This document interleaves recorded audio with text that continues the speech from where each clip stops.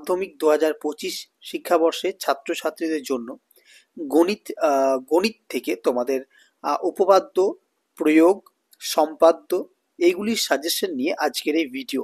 কাজেই যারা মাধ্যমিক 2025 শিক্ষাবর্ষের ছাত্রছাত্রী রয়েছে তারা অবশ্যই ভিডিওটি প্রথম থেকে শেষ পর্যন্ত দেখতে থাকো, কারণ এই ভিডিওতে তোমাদের যে সমস্ত প্রয়োগ, উপপাদ্য এবং সম্পাদ্যগুলি আসবে সেগুলো নিয়ে, এবং সাথে তোমাদের উচ্চতা দূরত্ব রয়েছে যেটা আমি প্রথমে বলিনি, তো সেগুলো তোমাদের সামনে তুলে ধরবো। কারণ এগুলোর মধ্য থেকেই তোমাদের 100% মাধ্যমিকের ফাইনালে অথবা মাধ্যমিকের টেস্ট পরীক্ষায় তোমাদের কমন চলে আসবে। তো কোনগুলো রয়েছে দেখে নেবো। তো প্রথমে আমরা আসবো যে মাধ্যমিক প্রয়োগ সাজেশন। মাধ্যমিকে প্রয়োগ কোনগুলো আসবে? প্রয়োগ বলতে এখানে উপপাদ্যের প্রয়োগ। তোমরা তোমাদের টেক্সট বইয়ের পেজ নম্বর 168 পেজে যাবে। সেখানে 168 পেজের প্রয়োগ নম্বর 7 এবং 9, 7 এবং 9 এই দুটি প্রয়োগ ভালোভাবে করবে। এরপর চলে যাবে পেজ নম্বর 288। 288 পেজের প্রয়োগ 6 এবং 9 এই দুটি খুব ভালোভাবে করবে। এরপর চলে যাবে পেজ নম্বর 131। 131 পেজের প্রয়োগ 11, 12 এবং 20 এই তিনটি করবে। তাহলে মোট তোমাদের 7টি প্রয়োগ তোমাদেরকে আমি সাজেশনে দিলাম, এবং আমি আশা করব যে এই 7টি প্রয়োগ থেকেই তোমাদের যেন ফাইনালে কমন পড়ে যায়, এবং এমনটাই হবে, কারণ বিগত বছরগুলিতেও কমন এসেছিল। এরপর আমরা যেটা বলবো সেটা হচ্ছে উচ্চতা দূরত্ব। এই জায়গাটা নিয়ে অনেকে সাজেশনের কথা বলে থাকো। তো এখান থেকে কোন কোন সাজেস্টিভ প্রশ্নগুলো তোমরা করবে? দেখো, তোমরা উচ্চতা দূরত্বের একদম পেজ নম্বর 323-এ যাবে। সেখানে প্রয়োগের একটা অঙ্ক আছে, দেখবে 9-এরটা, সেই অঙ্কটা করবে। পেজ নম্বর 324-এ যাও টেক্সট বইটার, এবং সেখানে দেখো প্রয়োগ 12-র একটা অঙ্ক আছে, সেই অঙ্কটা করবে। আর পেজ নম্বর 325 মানে তার ঠিক পরের পেজটাতে প্রয়োগ 13-র একটা অঙ্ক আছে, সেই অঙ্কটা করবে। এখানে প্রয়োগ বলতে তোমাদের উদাহরণের যে অঙ্কগুলি আছে সেই অঙ্কগুলি 9, 12 এবং 13 এই তিনটি অঙ্ক দেখবে। আর কোষে দেখি থেকে যে অঙ্কগুলো রয়েছে, যেখান থেকে মাত্র আমি 5টি অঙ্ক রেখেছি, এবং আমার যতটুকু আশা যে 5টির মধ্য থেকে আশা করি কমন পড়বে। তো প্রথম তোমরা যে অঙ্কটি করবে সেটা হচ্ছে 8-এর অঙ্কটা, 14-র অঙ্কটা, 15টা, 16 এবং 19। 8, 14, 15, 16, 19 এই 5টি অঙ্ক তোমরা ভালোভাবে করে যাও। এটা কিন্তু শুধুমাত্র সেই সমস্ত ছাত্রছাত্রীদের জন্য যারা অঙ্কে খুব দুর্বল এবং অঙ্ককে ভয় পাচ্ছ, এবং যতটুকু তোমাদের সাজেশন দিলে তোমরা কোনো রকম মাথায় নিয়ে গিয়ে তোমরা পরীক্ষা হলে নামিয়ে আসতে পারবে সেইটুকু। এগুলো কিন্তু ভালো স্টুডেন্টদের জন্য নয়, আমি বারবার বলছি। কারণ যারা অঙ্কে খুবই ভালো তারা কখনোই এরকম 2-4টে অঙ্ক বেছে নিয়ে, হ্যাঁ, উপরওয়ালার ভরসায় কখনোই পরীক্ষায় যাবে না। কারণ তারা যেহেতু ভালো স্টুডেন্ট, তারা সমস্ত কিছুকেই করে যাবে। ঠিক আছে, এগুলো তাদের জন্য যারা একটু দুর্বল বা সমস্ত কিছু কমপ্লিট করতে পারবে না পরীক্ষার জন্য, কিছু পড়ে গেলেই হবে তাদের জন্য। ঠিক আছে, তো একটু দুর্বল প্রকৃতির স্টুডেন্টের জন্য, বিশেষ করে অঙ্কের। ঠিক আছে, তো এইগুলো তোমাদের জন্য, তোমরা এই 5টি অঙ্ক দেখে যাও। এরপর হলো মাধ্যমিক সম্পাদ্য সাজেশন। সম্পাদ্যর কথা আমি যদি প্রথমে বলি তাহলে বলবো তোমাদের এবছর অন্তবৃত্ত আঁকার সম্ভাবনা কিন্তু সবচেয়ে বেশি, অন্তবৃত্তই আসবে। এছাড়া তোমরা যেটা করবে যে জ্যামিতিক উপায়ে রুট 23, রুট 21, রুট 15 এই তিনটির মান নির্ণয় করবে।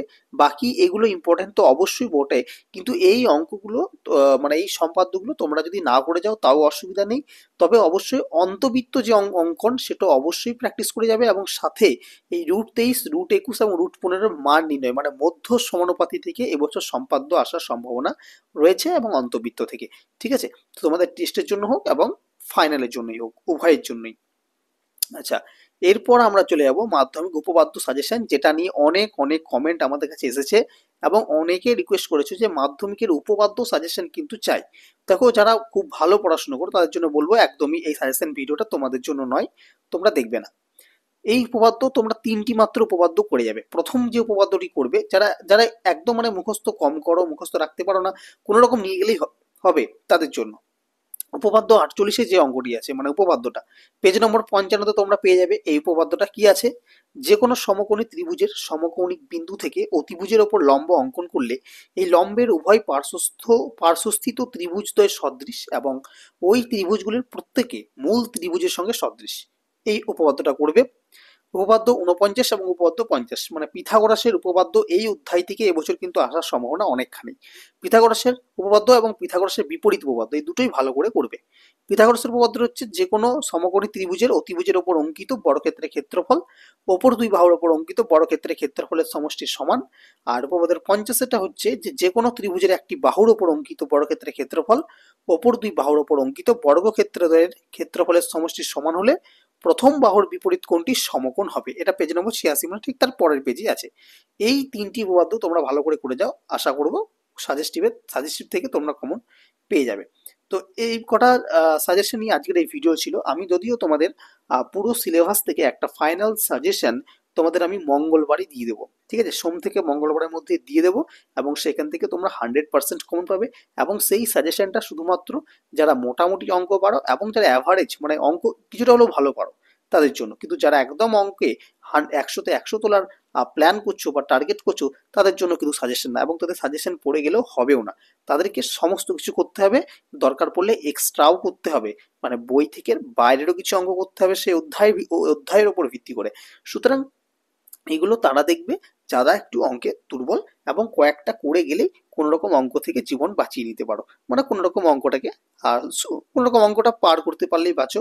এবং যারা মোটামুটি মিডিয়াম মানে স্টুডেন্ট, অঙ্কটা মোটামুটি একটু ভালো নম্বর আশা করো, কারণ আমি যে সাজেশনগুলো দিয়েছি দেখেছি যে প্রতি বছর কমন চলে এসছে, না আসা নয়। সুতরাং একটু হলেও ভরসা রেখে তোমরা এগুলো করে যাও, আশা করি কমন পেয়ে যাবে। তো আজকের ভিডিও এখানে রাখছি, দেখা হচ্ছে নেক্সট পরবর্তী ভিডিওতে। ধন্যবাদ সকলকে। তবে একটা কথা বলে রাখি যাওয়ার আগে, যদি আমাদের চ্যানেলে নতুন দর্শক হয়ে থাকো অবশ্যই চ্যানেলটিকে একটু সাবস্ক্রাইব করে নাও, কারণ শুধুমাত্র যে মাধ্যমিকই শেষ তা নয়, এরপর তোমাদের রয়েছে ক্লাস 11, 12, কলেজ, এবং সেখানেও তোমরা আমাদের এই চ্যানেল থেকে অনেক অনেক হেল্প তোমরা পেয়ে যাবে। কাজেই তোমরা চ্যানেলটিকে সাবস্ক্রাইব করে রাখো। এবং যদি ভিডিওটা বিন্দুমাত্র ভালো লেগে থাকে, যে মনে হয় যে আমি হ্যাঁ একটু উপকার পেলাম, আমার একটু ভরসা লেগেছে যে এটা করে যেতে পারি, বা স্যারের কথা আমি শুনে আমার মনে হলো আমার একটু ভালো লাগছে, তাহলে অবশ্যই একটা লাইক করে দেবে শেষে, ঠিক আছে। তো আজকের ভিডিও রাখছি, তবে দেখা হচ্ছে নেক্সট ভিডিওতে। ধন্যবাদ সকলকে।